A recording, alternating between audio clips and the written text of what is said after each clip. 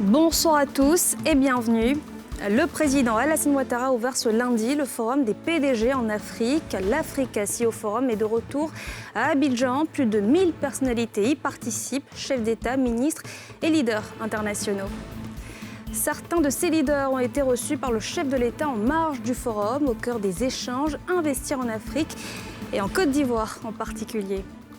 Et puis les élèves de 3e ont débuté ce matin les épreuves écrites du BEPC. Le coup d'envoi a été lancé à Bingerville. Vous allez voir les nouvelles mesures prises pour éviter toute fraude à cet examen. Je vous le disais, après 2 ans d'absence en présentiel, le Davos africain a ouvert ses portes ce lundi à Abidjan. À l'ouverture de l'Africa CEO Forum ce matin, le président Ouattara a lancé un appel aux leaders économiques internationaux au regard des défis auxquels le continent est confronté. Les précisions de Nadja Ejar. Les opportunités d'affaires en Afrique sont abondantes et méritent d'être saisies pour une transformation structurelle des économies, en s'appuyant par exemple sur des secteurs tels que la construction, l'agriculture et bien d'autres. C'est le message que véhicule l'Africa CEO Forum, rencontre annuelle des hommes d'affaires du continent. Plus que jamais, le secteur privé doit être le moteur des stratégies de développement. Il sera l'élément essentiel pour que la croissance ne soit pas simplement rythmée par l'évolution du prix des matières premières. Il nous faut des entreprises capables d'être compétitives sur le marché extérieur et de produire en masse. Le contexte actuel oblige le continent à accélérer les progrès réalisés pour mettre en œuvre la zone de libre-échange commercial, la ZECLAF. Environ 1500 participants, dont des chefs d'État, des membres de gouvernement et des entrepreneurs, ont pris part à cet événement, rythmé par des panels autour du thème principal « Souveraineté, croissance verte et transformation industrielle, les nouvelles routes de la prospérité africaine ». Rappelant la portée du thème de cette édition, le président de la République a égrené les actions entreprises en Côte d'Ivoire. Notre vision est de construire un partenariat d'intérêt mutuel entre le secteur privé et le secteur public pour créer, bien sûr, des emplois pour notre jeunesse et aussi une croissance durable et verte de nos économies. Et à cet égard, la Côte d'Ivoire a lancé un nouveau plan national de développement 2021-2025 d'environ 100 milliards de dollars, dont les 3/4 sont attendus du secteur privé. Et nous avons également, le mois dernier, adopté à l'occasion de la COP 15 le Abidjan Legacy Programme, qui est un programme de restauration des terres d'une valeur de 2,5 milliards de dollars sur 5 ans. Cette 8e édition des Africa CEO Forum se tient après 2 années d'interruption, en présentiel, en raison de la pandémie de coronavirus. En plus des panels et conférences, des distinctions sont prévues dans 5 catégories différentes. Plus de 500 000 élèves affrontent depuis ce lundi les épreuves écrites du BEPC et du test d'orientation. C'est à Bingerville que le coup d'envoi a été lancé en présence de Marietou Koné, la ministre de l'Éducation nationale, qui annonce les dispositions prises cette année pour lutter contre toute fraude à cet examen. Salif Yalekwe, Aruna Zeba. 547 831 candidats affrontent depuis ce lundi matin les épreuves écrites du BEPC, brevet d'études du premier cycle, et du test d'orientation en seconde sur toute l'étendue du territoire national, parmi lesquels 69 en situation de handicap. Ici à Bingerville, les candidats sont au rendez-vous au lycée Mami Fété, où les épreuves ont été lancées officiellement par la ministre de l'Éducation nationale. Une présence des forces de défense et de sécurité remarquable. Des contrôles sont effectués avant d'accéder dans le centre.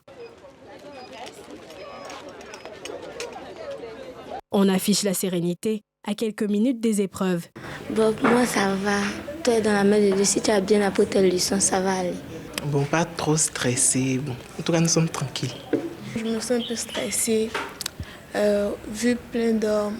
Quand vient l'heure, la ministre de l'Éducation nationale et de l'alphabétisation donne le ton, tout en invitant l'ensemble des acteurs à s'éloigner de la tricherie. Tout se passe bien. Nous avons donné des conseils d'usage aux candidats, avec la particularité de la vidéosurveillance qui nous permet de voir qu'en même temps que nous avons commencé à Bingerville, plusieurs villes de Côte d'Ivoire ont commencé également dans le temps. Voilà, nous encourageons les enfants à bien travailler. Et cette année, nous avons eu une année scolaire normale. Il n'y a pas eu de mouvement particulier. Et donc, le quantum horaire a été atteint. Quel est le niveau réel de l'enfant de Côte d'Ivoire? Quel est le niveau réel de l'élève de Côte d'Ivoire? C'est ce que nous souhaitons. Et donc, nous encourageons tout le monde à nous aider dans ce sens, à faire en sorte que les résultats soient les résultats sortis des tripes des enfants. Sont concernés par le BEPC 533 608 candidats, dont 258 498 filles et 275 110 garçons. Quant au test d'orientation en seconde, il concerne 14 223 candidats. Les candidats au BEPC ont démarré cette première journée par l'épreuve de la composition française. Ils aborderont ensuite l'épreuve de physique-chimie. La journée de mardi sera consacrée aux épreuves de mathématiques et d'orthographe. L'anglais et les sciences de la vie et de la terre seront au programme mercredi. Les candidats composeront le jeudi en histoire et géographie et en allemand ou espagnol. Le vendredi sera consacré aux épreuves de l'éducation aux droits de l'homme et à la citoyenneté et de l'éducation musicale ou des arts plastiques. Les résultats sont attendus le mardi 5 juillet 2022 dans l'après-midi. Retour sur l'Africa CEO Forum. En marge de ce Davos africain, le chef de l'État a accordé une série d'audiences, notamment à plusieurs patrons de grands groupes privés. Au cœur des échanges ce lundi, les opportunités d'investissement en Afrique et en Côte d'Ivoire, plus particulièrement. Cardi Pomela. Journée chargée pour le président de la République Alassane Ouattara ce lundi. Après avoir pris part à l'ouverture de Africa CEO Forum, une rencontre économique de haut niveau des hommes d'affaires et patrons d'entreprises internationales, le chef de l'État s'est entretenu avec Makhtar Diop, directeur général de la SFI, Société financière internationale, Don Graves, vice-ministre du Commerce des États-Unis, Anne-Marie Couder, présidente du groupe Air France KLM, et enfin Roselyne Chambrier, directrice générale de ARISE. Ils se sont engagés à accroître leurs investissements respectifs dans le pays, notamment dans les secteurs prioritaires présentés par le chef de l'État, Alassane Ouattara. Nous sommes en train de financer un certain nombre d'entreprises, aussi bien locales qu'internationales. Et donc nous avons discuté des priorités que le gouvernement avait, notamment dans le secteur du logement. C'était le bon moment, une opportunité pour rappeler nos liens très anciens et surtout notre intention de développer notre activité en Côte d'Ivoire. Nous avons parlé des valeurs que nous partageons, nous avons parlé du partenariat solide depuis longtemps. Nous avons beaucoup réalisé ensemble, mais nous ne sommes pas satisfaits. Nous devons construire sur cette base. Donc, il s'agissait essentiellement de faire le point des investissements du groupe Raise en Côte d'Ivoire. Donc, le groupe Raise a investi 173 millions d'euros dans la construction d'un port que nous inaugurerons jeudi à San Pedro. L'événement s'est ouvert ce lundi au Sofitel Hôtel Ivoire. Pendant 2 jours, les décideurs vont plancher sur la relance de l'économie africaine après le choc de la Covid-19 et l'inflation provoquée par la crise en Ukraine. Après le riz, l'huile, la farine, le prix des produits surgelés prennent aussi l'ascenseur. C'est ce que dénoncent plusieurs acteurs du secteur. Ils nous font part de leur inquiétude dans cet élément de Nadja Eja et Fulgence Kissiedou. À 18 000 francs. Je ne peux pas payer ça à 18 000. Il y a la chaîne dedans. Même si elle achète ça là, on fume même là, elle en fait à 700. Moi, je vais payer ça à 18 000. Mais c'est pas de ma faute. À combien? C'est pas de ma faute. Donc il faut voir l'État. Ce matin, un désaccord survient entre Catherine Yamke, vendeuse de viande, et le grossiste chez qui elle a l'habitude d'acheter. Venue s'approvisionner, elle découvre une nouvelle hausse des prix. Voilà plusieurs dizaines d'années que Catherine est dans le commerce de viande importée fumée. Au fil des années, elle a vu grimper le prix du carton de ses produits, notamment les côtes, abats et pâtes de bœuf ou porc, ainsi que la volaille. Le poulet, le carton, est à 3 000 francs. Maintenant, pas de bœuf, le carton, est à 4 500. Au fil et à mesure, ça augmente. À un moment, là, c'est devenu 14 000 le carton. Mais là, le poulet était à 16 000 francs. Maintenant, depuis 2020, tout a été augmenté jusqu'en 2021.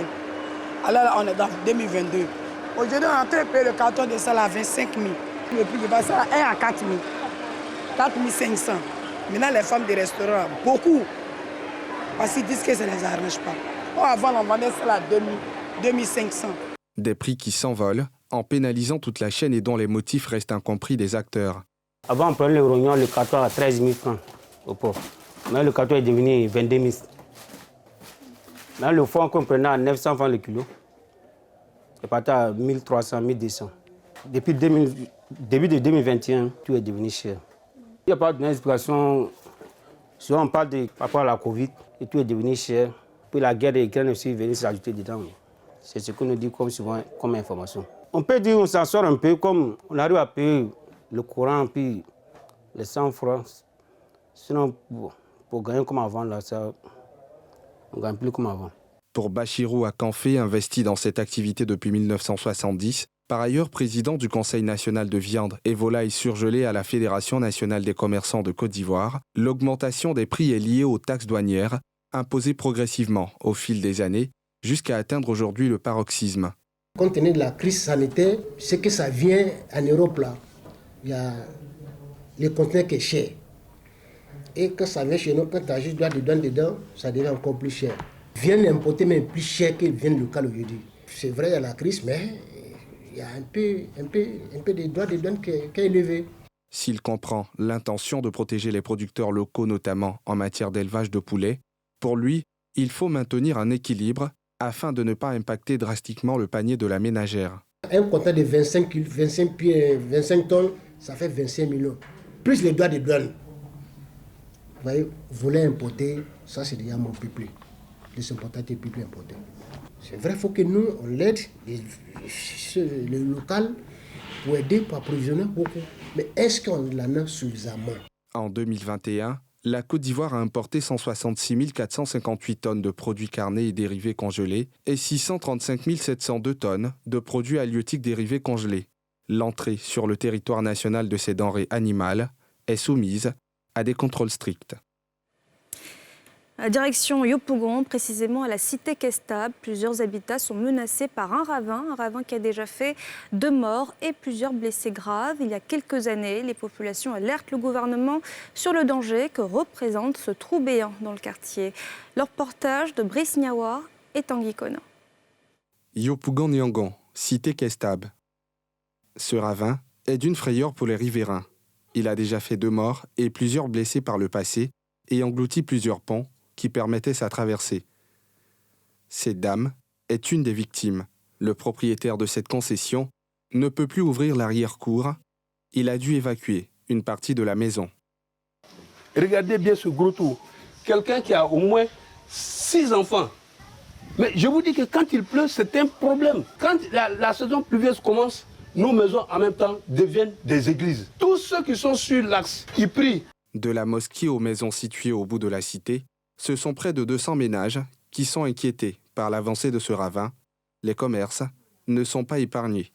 200 appartements qui sont en danger. Il y a d'autres propriétaires même qui ont abandonné, qui sont allés trouver des appartements quelque part en attendant que la nonade puisse venir régler ce problème. Nos mamans qui essaient de faire un peu de commerce, aujourd'hui ont abandonné les lieux de commerce. Les travaux d'aménagement de ce caniveau aurait débuté après un entretien avec les riverains, selon ce responsable du comité de gestion de la cité. Mais depuis lors, plus rien. Ils sont venus à leur machine, ils ont commencé à déblayer. La machine même était embourbée dans ce gros trou. Bon, mais après, on n'a pas vu la suite. On vient, ils se sont retirés. Notre inquiétude, le trou, ça fesse toujours, ça s'agrandit. Alors notre inquiétude, c'est quel jour ils vont venir pour nous sauver. Puisqu'on avait fait des ponts, et tous ces ponts-là, le trou a déjà rattrapé ces ponts et ces ponts n'existent plus. Donc les gens sont obligés de faire le grand tour avec les routes, c'est dangereux. D'autres ont quitté les maisons, comme ici, il n'y a plus personne. Nous demandons à l'État de nous venir à l'aide, pour qu'on puisse trouver une solution. Franchement dit, c'est pas facile. Une cinquantaine de sites dangereux ont été identifiés dans le district d'Abidjan. Le gouvernement a initié depuis le 5 juin dernier une opération dénommée « Pour sauver ma vie, je quitte les zones à risque » pour éviter d'éventuelles catastrophes en cas de pluie diluvienne. Et puis ce lundi marque la journée internationale de sensibilisation à l'albinisme, une maladie héréditaire entraînant d'importants troubles visuels et cutanés. Pour l'occasion, nous avons rencontré des personnes atteintes de cette maladie. Elles nous racontent les difficultés auxquelles elles sont confrontées au quotidien. Le reportage de Mardoché Kwasi et Kimo Eric. Ayuba Kamara, jeune fonctionnaire résidant dans la commune de Yopougon, souffre d'albinisme. En cette journée de sensibilisation à l'albinisme, il a obtenu une permission pour participer aux différentes activités liées à cet événement. Malgré son état, il ne se fait aucun complexe par rapport aux personnes dites normales. Pour moi, je ne suis pas différent. La couleur pourrait être différente, mais le sang, il est le même. Mais quand il y a souvent des difficultés auxquelles tu es confronté par la société même qui te le rappelle pour dire que tu ne peux pas faire ça ci, et c'est là que tu te poses des questions pour dire mais pourquoi je suis différent de l'autre qui peut faire et moi je ne peux pas faire selon ce qu'ils disent. Il est membre d'une fratrie de 11 enfants, dont 4 albinos. De ces 4 albinos, il n'en reste que 2, les 2 autres étant décédés. Ayuba profite aussi de cette journée pour rendre visite à sa mère. Une mère qui ne fait aucune différence entre ses enfants albinos et ceux de teint normal. Ça est dans ma famille. Mon oncle a eu. Lui, il a eu un garçon. Donc, quand moi j'ai eu, ça m'a pas... C'était pas étonnant, quoi. Moi, mes enfants, je n'ai pas aimé un pour laisser un. Pour dire que lui, il est albinos. L'autre là, et ils ne sont pas albinos. Ils sont même chose dans mon cœur. Un des défis majeurs auxquels sont confrontés les albinos, c'est leur vue défaillante, dont ils doivent prendre grand soin. Ayuba a rendez-vous ce matin avec son opticien pour changer ses verres suite à une consultation ophtalmologique. En général, les albinos, ils sont myopes. Ils ont du mal à voir de loin. Donc, c'est des prescriptions qui sont souvent un peu élevées. Quand c'est des verres 5 foyers, le coût moyen tourne autour de 100 000. Voilà. Et quand c'est les verres progressifs, le coût moyen tourne autour de 150-200. Bon, quand je corrige un albinos, je me sens plus motivé et puis je me sens plus utile. Voilà, parce que je me dis que vis-à-vis des autres, on a un petit, disons, retard. Voilà, donc on cherche à combler pour rattraper leur niveau. Unis pour faire entendre nos voix, c'est le thème de cette édition 2022 de la Journée internationale de sensibilisation à l'albinisme. Justement, les albinos de Côte d'Ivoire sont réunis au sein de la Fédération des associations pour le bien-être des personnes albinos de Côte d'Ivoire. Objectif, unir les forces pour surmonter les défis auxquels ils sont confrontés au quotidien. Moi et mon équipe, nous avons fait de notre mandat les 5 ans à venir 4 axes. La sécurité, la santé, l'éducation et l'insertion socio-professionnelle. La sécurité, nous ne sommes pas en sécurité, franchement, parce que nous avons peur. Quand vous regardez ce qui se passe dans les autres pays, les assassinats et autres, la sécurité, on a peur. Le rejet, la marginalisation, la victimisation d'actes de sorcellerie, au pire, l'élimination physique. En Côte d'Ivoire, moi je vous dis, il n'y a pas 2 ou 3 mois sans que 1 ou 2 albinos ne meurent du cancer de la peau. Parce qu'il n'y a pas de structure étatique ou privée qui prend en charge les albinos. Combien d'albinos sont fonctionnaires aujourd'hui? Tout ça, c'est du fait des yeux. Beaucoup sont déscolarisés, beaucoup de chômeurs, beaucoup de personnes albinos dans la rue en train de demander de l'argent aux gens. Selon la Banque mondiale et l'OMS, la Côte d'Ivoire compte entre 25 et 35 000 personnes vivant avec l'albinisme. Elles sont considérées comme personnes vivant avec un handicap par l'État ivoirien, alors que ceux-ci réclament un statut particulier. Nous avons tous des portables qui ont besoin d'accessoires pour être protégés ou encore pour éviter d'être en manque de batterie. Une réalité qui a fait naître des âmes d'entrepreneurs chez des jeunes déscolarisés à la rencontre de l'un d'eux qui a fait du business d'accessoires de téléphone son activité salvatrice. Reportage. Ibrahim Dramera est vendeur ambulant d'accessoires de téléphone depuis plus d'1 année.